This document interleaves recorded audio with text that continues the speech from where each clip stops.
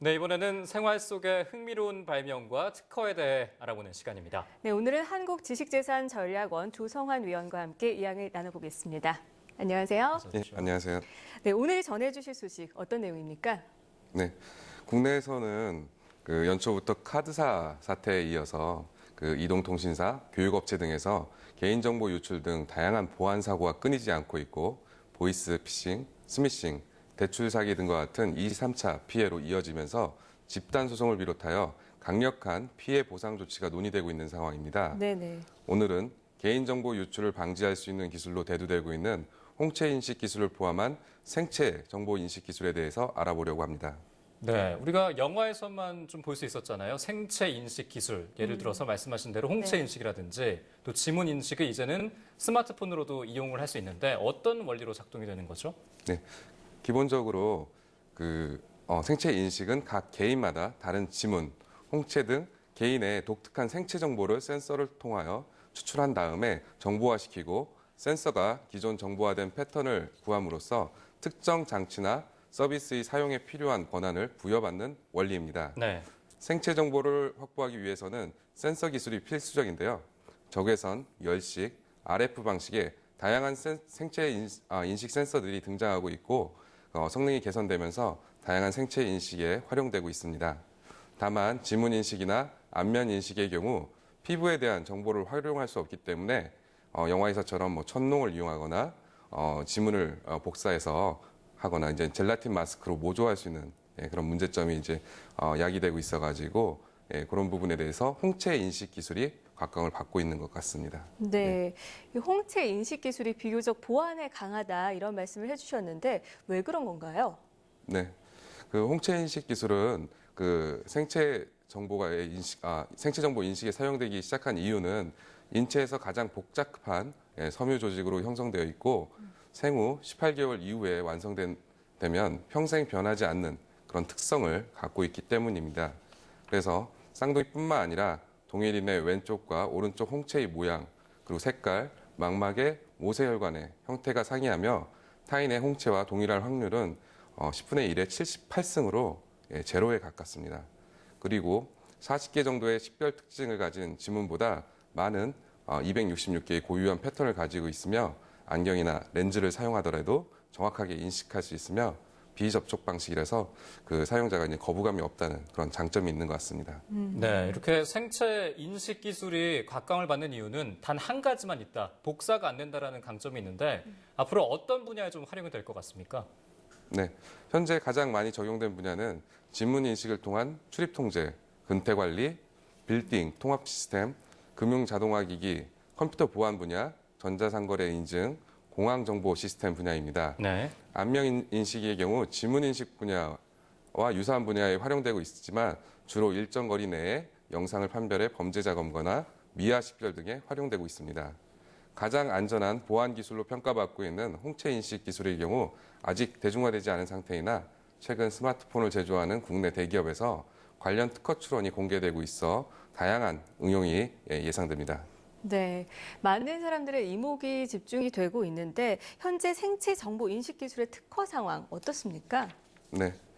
특허청에 따르면 최근 3년간 생체 인식 기술 관련 출원은 2011년도에 216건, 2012년도에 271건, 그리고 2013년도에 394건으로 증가 추세로 확인되고 있습니다. 부위별 출원 비율은 얼굴 인식이 44.7%로 가장 많고 지문 인식, 홍채 인식이 8.6%로 뒤를 잇고 있습니다. 네. 자, 앞으로 생체 정보 인식 기술을 활용해서 개인정보 유출에 대한 국민들의 불안감도 좀 해소됐으면 좋겠습니다. 그럼 여기서 잠깐 이번 주에 어떤 특허 뉴스가 있는지 살펴보고 얘기 계속 나눠보도록 하겠습니다.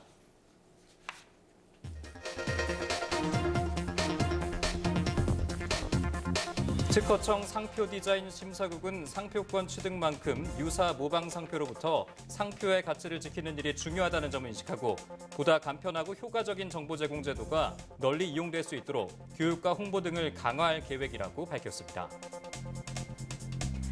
지난해 특허 전문 관리 회사로부터 소송을 당한 23개 국내 기업 가운데 중소, 중견기업이 과반수에 가까운 11개로 나타나 표준 특허를 사용한 특허 회사의 공격이 대기업에서 중소기업으로 확산되는 경향을 보였습니다.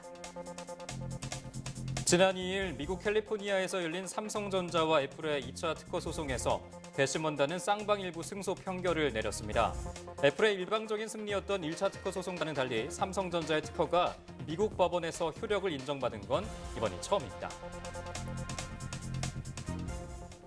자, 한 주의 특허 이슈를 살펴봤는데 이 가운데 주목할 만한 뉴스는 어떤 게 있을까요? 네, 특허 소송의 장기화 국면을 맞고 있는 삼성전자와 애플 간 2차 특허 소송에서 각자 상대방의 특허를 침해했다는 쌍방 일부 승소 판결에 대해 살펴보려고 합니다. 네, 이 삼성전자가 1차 소송에서 애플의 요구만을 수용을 했다가 이번에 2차 소송에서는 애플의 특허 침해도 일부 인정을 했는데요. 이렇게 전혀 다른 결과가 나온 이유 뭐라고 보십니까? 네, 그 가장 중요한 점은 삼성전자가 1차 소송의 주요 쟁점이었던 표준 특허 대신에 2차 소송에서는 삼성전자의 디지털 이미지, 음성 기록 전송과 관련된 상용 특허를 제시해 애플의 발목을 잡은 점입니다. 또한 삼성전자는 이번 소송에서 애플이 침해를 주장하는 특허 5건 모두 구글이 만든 안드로이드 운영체제와 관련된 점을 부각시키며 애플과 안드로이드 간의 구도로 형성하여 구글을 우군으로 등장시키는 전략을 펼친 점이 주요했던 것으로 분석됩니다.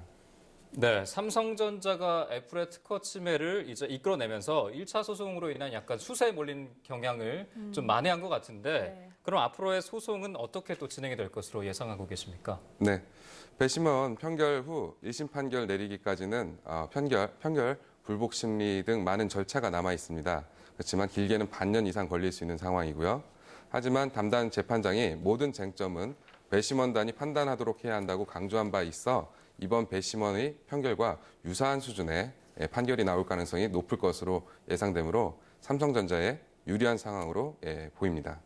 그리고 최근 모토로라하고 애플 간의 특허 소송에서 그 삼성과 애플 간의 2차 소송의 주요 쟁점이기도 했던 애플의 데이터 태핑 관련된 특허 범위, 권리 범위를 좁게 해석하는 판결이 나왔기 때문에 삼성전자한테 유리한 상황이 이제 점하게 된 것 같고요. 삼성전자 측에서는 이 점을 활용하여 항소 제기할 것도 예상되고 있습니다.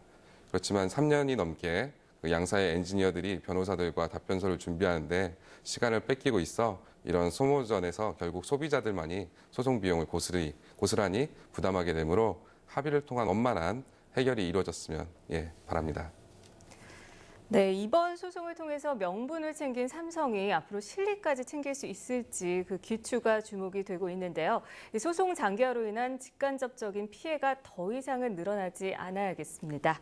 네, 오늘 말씀 고맙습니다.